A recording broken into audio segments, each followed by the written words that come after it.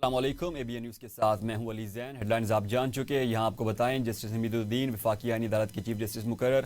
صدر مملکت کی منظوری کے بعد وزارت قانون و انصاف نے نوٹیفیکیشن جاری کر دیا۔ جسٹس حمید الدین آج وفاقی آئینی عدالت کے چیف جسٹس کا حلف اٹھائیں گے۔ حلف برداری کی تقریب صبح 10 بجے ایوان صدر میں ہوگی۔ جسٹس حمید الدین خان آئینی بینچ کے سربراہ تھے، وہ اس ماہ کے آخر میں ریٹائر ہو رہے تھے۔ جسٹس حمید الدین خان نے 30 نومبر کو عہدے سے ریٹائر ہونا تھا۔ حلف برداری کی تقریب صبح 10 بجے ایوان صدر میں ہوگی۔ جسٹس حمید الدین خان وفاقی آئینی عدالت کے چیف جسٹس مقرر کر دیے گئے۔ صدر مملکت کی منظوری کے بعد وزارت قانون و انصاف نے نوٹیفیکیشن جاری کر دیا۔ سپریم کورٹ کے جسٹس منصور علی شاہ اور جسٹس اطہر من اللہ نے استعفیٰ دے دیا۔ جسٹس منصور علی شاہ نے 13 صفحات پر مشتمل استعفیٰ صدر مملکت کو بھجوا دیا۔ ان کا کہنا ہے کہ 27ویں ترمیم آئین اور عدلیہ پر سنگین حملہ ہے، جس نے عدلیہ کو حکومت کے ماتحت کر دیا۔ انہوں نے کہا کہ میں صاف ضمیر کے ساتھ جا رہا ہوں، کوئی پچھتاوا نہیں۔ استعفے میں جسٹس منصور نے لکھا کہ انصاف عام آدمی سے دور اور عدلیہ کی آزادی مجروح ہو گئی، اس لیے انہوں نے احتجاجاً عہدہ چھوڑنے کا فیصلہ کیا۔ جسٹس اطہر من اللہ بھی مستعفی۔ جسٹس اطہر من اللہ کا کہنا ہے جس آئین کے تحفظ کا حلف اٹھایا تھا وہ باقی نہیں رہا، میں باضابطہ طور پر اپنے عہدے سے مستعفی ہوتا ہوں۔ 27ویں ترمیم سے متعلق تفصیلی خط چیف جسٹس آف پاکستان کو لکھ چکا ہوں، استعفے میں ان کا دوبارہ تذکرہ کرنے کی ضرورت نہیں سمجھتا۔ جس آئین کے تحفظ کا حلف اٹھایا تھا وہ باقی نہیں رہا۔ جسٹس اطہر من اللہ نے کہا کہ سپریم کورٹ کے 2 جج جسٹس منصور علی شاہ اور جسٹس اطہر من اللہ مستعفی ہو گئے ہیں۔ دونوں ججز نے اپنے استعفے صدر مملکت کو ارسال کر دی ہیں۔ 27ویں ترمیم آئین پاکستان پر حملہ ہے۔ جسٹس منصور علی شاہ نے کہا جس آئین کے تحفظ کا حلف اٹھایا تھا وہ باقی نہیں رہا۔ سینیٹر رانا ثناء اللہ نے کہا ہے کہ جسٹس منصور علی شاہ اور اطہر من اللہ سیاسی جج تھے۔ سپریم کورٹ میں یہ ہوتا رہا ہے کہ 7 ایک طرف اور 8 دوسری طرف ہیں، یہ زیب نہیں دیتا کہ یہ لوگ ان عہدوں پر بیٹھے ہوں۔ دونوں ججز کا حالیہ خط کسی عدالتی موقف کے بجائے ایک سیاسی تقریر ہے۔ استعفیٰ دینے والے ججز لائق احترام ہیں، تاہم ان 2 ججز کے موقف نے یہ ثابت کر دیا کہ ان کا مقصد عدالتی نہیں بلکہ سیاسی اور ذاتی مفاد تھا۔ پاکستان تحریک انصاف کے چیئرمین بیرسٹر گوہر نے کہا کوشش کر رہے ہیں کہ جمہوریت چلے، ہم ہر حال میں عدلیہ کو محفوظ کریں گے۔ 26ویں اور 27ویں آئینی ترمیم میں بہت فرق ہے، بھرپور احتجاج کیا اور ایوان میں بھی احتجاج کریں گے۔ انہوں نے کہا سپریم کورٹ کو آپ نے بنیادی حقوق سے محروم کیا، اگر ترمیم کرنی بھی ہے تو ان اداروں کی آزادی اور لوگوں کی مرضی سے ہو۔ عدلیہ پر اس سے پہلے بھی دباؤ آیا ہے، پی ٹی آئی عدلیہ کی آزادی کو واپس لائے گی، ان فیصلوں سے ملک و قوم میں انتشار ہوگا۔ انہوں نے کہا سپریم کورٹ آف پاکستان رہ گیا لیکن چیف جسٹس نہیں رہا۔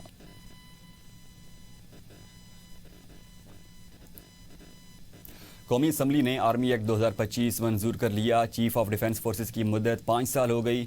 وزیر دفاع خواجہ آصف نے سروسز ایکٹ قومی اسمبلی میں پیش کیا۔ وزیر قانون اعظم مجید تارڑ نے کہا supreme court practice and procedure act 2023 میں ترامیم کا بل پیش کیا جسے کثرت رائے سے منظور کر لیا گیا۔ آرمی چیف کا بطور chief of defence forces notification جاری ہوگا۔ مجوزہ آرمی ایکٹ کے تحت نئے نوٹیفیکیشن کے بعد آرمی چیف کی مدت دوبارہ سے شروع ہوگی۔ وزیر اعظم آرمی چیف آف ڈیفنس کی سفارش پر کمانڈ نیشنل اسٹریٹجک کمانڈ تعینات کریں گے۔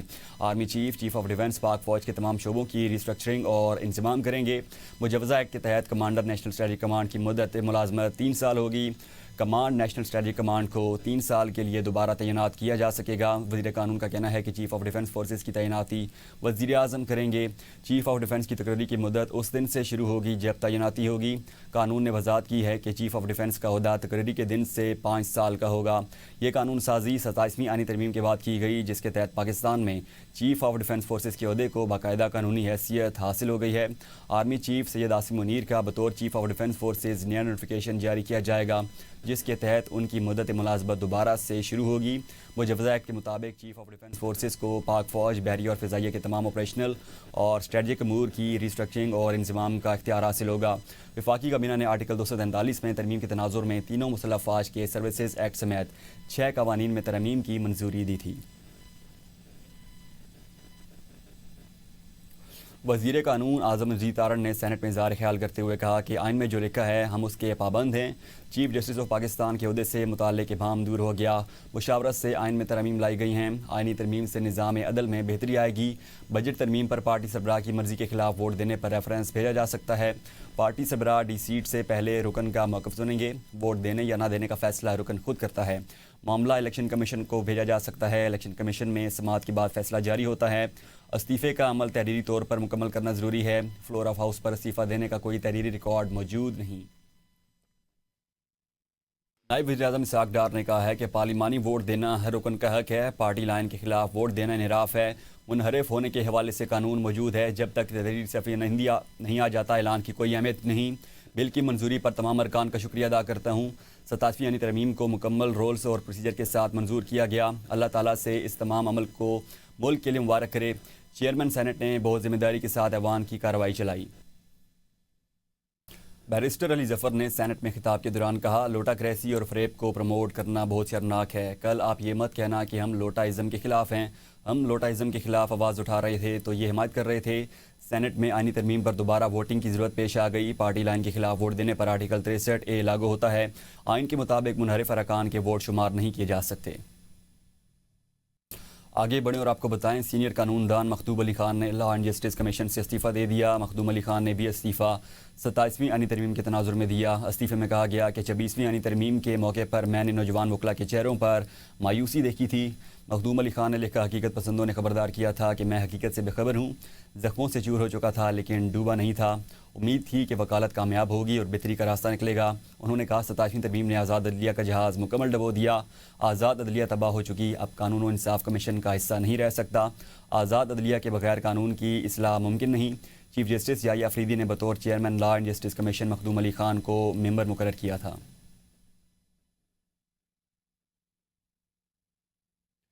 یہ تو صرف شروعات ہیں، مزید استعفے بھی آئیں گے اور وہ بھی فوری منظور کیے جائیں گے۔ سینیٹر فیصل واؤڈا کا کہنا ہے کہ جس ہلچل کا ذکر وہ پچھلے چند دنوں سے کر رہے تھے وہ دراصل چائے کی پیالی میں طوفان ثابت ہوئی اور ناکام ہو گئی۔ فیصل واؤڈا نے کہا کہ جن جن کے استعفے آئیں گے وہ فوری طور پر منظور کر لیے جائیں گے۔ انہوں نے کہا کہ کسی نے کوئی تیر نہیں چلایا، ویسے بھی سروس میں وقت کم ہی رہ گیا ہے۔ فیصل واؤڈا کا کہنا تھا کہ اب پراکسیز کا حساب ہوگا اور قوم کو سمجھ آئے گی کہ کون کس مخصوص پارٹی کا سلطکار تھا۔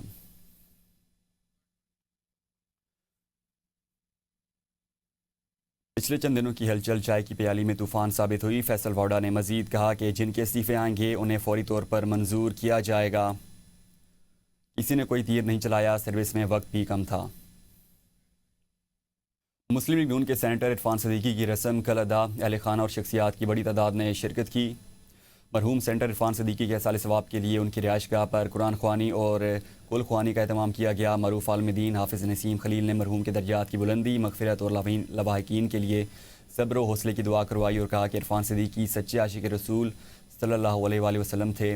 ان کی تحریروں میں خاص طور پر کتاب مکہ مدینہ میں اللہ اور اس کے آخری رسول سے عقیدت اور محبت جھلکتی ہے۔ اس موقع پر نامور شخصیات، سینئر صحافی، کالم نگار، عزیز و اقارب سمیت مختلف شعبۂ حیات زندگی سے تعلق رکھنے والے افراد نے بڑی تعداد میں اجتماعی دعا میں شرکت کی۔ شرکا نے عرفان صدیقی کی علمی، ادبی، صحافتی اور سیاسی خدمات کو خراج عقیدت پیش کیا۔ وزیر مملکت برائے داخلہ طلال چودھری کا کہنا ہے کہ اسلام آباد دھماکے کی تحقیقات جاری ہیں۔ اسلام آباد کو محفوظ بنانے کے لیے تمام ضروری اقدامات کیے جا رہے ہیں۔ طلال چودھری نے کہا کہ اسلام آباد میں موٹر سائیکلز اور گاڑیوں پر الیکٹرانک ٹیگنگ لازمی قرار دی جائے گی تاکہ کسی بھی وہیکل کی نقل و حرکت کو مانیٹر کیا جا سکے۔ آج اسلام آباد بولے، شہریوں کا مکمل ڈیٹا اکٹھا کیا جا رہا ہے اور سیف سٹی منصوبے کے تحت جدید اقدامات اٹھائے جائیں گے۔ حکام کا کہنا ہے کہ کم سے کم وقت میں شہریوں کا مستند ڈیٹا جمع کیا جائے گا تاکہ سیکیورٹی نظام کو مزید مؤثر بنایا جا سکے۔ سیکیورٹی کے حوالے سے بہت بڑا ڈیٹا جو ہے وہ ہمارے پاس ہوگا۔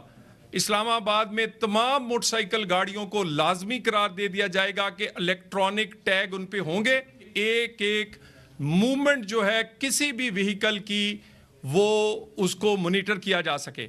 ایک ایک دکان پہ جائیں گی اور ہر اس جگہ پہ جائیں گی جہاں سے ڈیٹا انہوں نے اکٹھا کرنا ہے۔ ڈیٹا آپ نے اپنا بھی دینا ہے، آپ کے سرونٹس کا ڈیٹا بھی اس میں آئے گا اور اس کے علاوہ جو کوئی آپ کے گیسٹ آئے ہیں ان کا ڈیٹا بھی آئے گا۔ اس کے علاوہ جو اور ایڈیشنل ڈیٹا ہے، جس وقت آپ اپنا آئی ڈی کارڈ اور باقی ڈیٹا دیں گے تو جو اس آئی ڈی کارڈ سے ریلیٹڈ ڈیٹا ہے وہ آٹومیٹکلی ڈیٹا فیچ کر لیا جائے گا تاکہ اس کے مطابق باقی ڈیٹا رہے۔ وفاقی وزیر توانائی سردار اویس احمد خان لغاری کا وانا کیڈٹ کالج حملے پر بیان۔ کہتے ہیں وانا کیڈٹ کالج پر حملہ ایک بزدلانہ حملہ ہے جس کی مذمت کرتے ہیں۔ حملے کا مقصد انتشار پھیلانا تھا جس کو ناکام بنایا گیا۔ اویس لغاری نے کہا کہ کیڈٹ کالج پر حملہ اے پی ایس پشاور پر حملے کی یاد تازہ کرتا ہے۔ بر وقت کارروائی سے سینکڑوں جانوں کو بچانے پر سیکیورٹی اداروں کا شکریہ ادا کرتے ہیں. دہشت گردی کے ناسور کا مقابلہ کرتے رہیں گے. پاکستان کو پرامن اور دہشت گردی سے پاک بنانے کے لیے قربانیاں دیتے رہیں گے. اے پی ایس کا جو واقعہ ہوا تھا یہ اس کی یاد تازہ کروائی ہے. ہم اپنے نوجوانوں کی زندگی کو محفوظ رکھنے کے لیے اپنی فورسز کا شکریہ ادا کرتے ہیں. شہادتیں ہوئی ہیں ان کو خراج تحسین پیش کرتے ہیں. اپنے پاکستان کو ایک پرامن اور دہشت گردی سے محفوظ پاکستان بنانے کے لیے قربانیاں دیتے رہیں گے. شکریہ افواج پاکستان. وزیراعلیٰ خیبر پختونخوا سہیل آفریدی نے کہا ہے کہ دہشت گردوں کے تانے بانے چاہے کسی بھی ملک سے ہوں انہیں بے نقاب کر کے عبرت کا نشان بنایا جائے. دہشت گردی کے لیے رعایت انسانیت اور ملک دشمنی کے مترادف ہے. انہوں نے کہا پاکستان کی سیکیورٹی فورسز مضبوط ہیں اور ہر طرح کے حالات سے نمٹنے کی بھرپور صلاحیت رکھتی ہیں. سہیل آفریدی نے مزید کہا کہ ملک میں قانون اور آئین کا احترام ضروری ہے. صوبائی حکومت کے امور کے نہیں بلکہ دباؤ کے باوجود انتظامی معاملات تسلسل کے ساتھ چل رہے ہیں. ایک جمہوری آدمی ہوں اور تمام معاملات کو جمہوری اور قانونی طریقے سے حل کرنا چاہتا ہوں. وفاقی وزیر داخلہ اور chairman P C B Mohsin Naqvi کا راولپنڈی کرکٹ اسٹیڈیم کا دورہ. وزیر داخلہ اور chairman P C B Mohsin Naqvi نے سیکیورٹی انتظامات کا معائنہ کیا اور ڈیوٹی پر تعینات اہلکاروں سے ملاقات کی. سری لنکا کے ہائی کمشنر فریڈ سری وریاتنے اور وزیر مملکت طلال چودھری بھی ہمراہ تھے. محسن نقوی نے سری لنکن کرکٹ ٹیم کے کھلاڑیوں سے ملاقات کی اور پاکستان کا دورہ جاری رکھنے پر سری لنکن کھلاڑیوں کا فردن شکریہ ادا کیا. وزیر داخلہ نے کہا کہ آپ کی سیکیورٹی ہماری ذمہ داری ہے. آپ کا دورہ پاکستان جاری رکھنا امن کی جیت اور دہشت گردی کی شکست ہے. پورا پاکستان آپ کی محبت اور خلوص کا ہمیشہ مقروض رہے گا.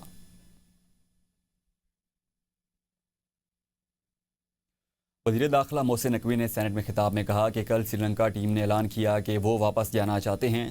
سری لنکا کے صدر نے اپنی کرکٹ ٹیم کے ساتھ خود بات کی. فیلڈ مارشل سید آصف منیر نے سری لنکا کے وزیر دفاع سے فون پر بات کی. فیلڈ مارشل نے سری لنکا کے وزیر دفاع کو سیکیورٹی کی یقین دہانی کروائی. کچہری دھماکے کے مرکزی کردار تک پہنچ چکے ہیں. حالیہ دہشت گردی کے تانے بانے افغانستان سے ملتے ہیں. این ایف سی کا 18 نومبر کو ہونے والا مجوزہ مشاورتی اجلاس ایک بار پھر ملتوی. صوبوں کو آگاہ کر دیا گیا. وزارت خزانہ نے چاروں صوبوں کی مشاورت کے بعد 18 نومبر کو اجلاس بلانے کے لیے وزیر اعظم ہاؤس سے منظوری مانگی تھی. جواب نہ ملنے کے بعد اجلاس ملتوی کرنے کا فیصلہ کیا گیا. اس سے پہلے اجلاس کے لیے 29 اگست اور پھر 10 نومبر کی تاریخ تجویز کی گئی تھی. سرفراز بگٹی کی زیر صدارت صوبائی ایپیکس کمیٹی کا 20واں اجلاس منعقد ہوا. Corps commander Balochistan lieutenant general Rahat Nazeem Ahmed Khan سمیت اعلیٰ عسکری اور سول حکام نے شرکت کی. اجلاس میں سیکیورٹی صورتحال، ترقیاتی منصوبوں کی پیش رفت سمیت مفاد عامہ کے امور پر غور کیا گیا. ایپیکس کمیٹی اجلاس میں بھتہ خوروں، سونے کی اسمگلنگ، حوالہ ہنڈی میں ملوث عناصر کے خلاف کریک ڈاؤن اور ریاست مخالف منافرت پر مبنی اشاعتی مواد پر پابندی کا فیصلہ. کمیٹی نے ایف آئی اے بلوچستان کی کارکردگی پر عدم اطمینان کا اظہار کیا. اس موقع پر وزیر بلوچستان میر سرفراز بگٹی نے کہا بلوچستان میں بحالی امن کے لیے اقدامات کو نتیجہ خیز بنایا جا رہا ہے. ایف آئی اے بھتہ خوروں، سونے کی اسمگلنگ، منی لانڈرنگ اور وائٹ کالر کرائم کی خلاف ورزیاں تیز کرنے. انہوں نے کہا ریاست مخالف اور منافرت پر مبنی مواد ناقابل برداشت ہے. وزیر بلوچستان میر سرفراز بگٹی نے کہا کوئٹہ میں گیس پریشر کے باعث عوام کو مشکلات کا سامنا ہے. سوئی سدرن گیس کمپنی کے جنرل مینیجر کو عوامی شکایات کے فوری ازالے کی ہدایت کی ہے. اب تک کے لیے اتنا ہی. دیکھتے رہیے ABN نیوز.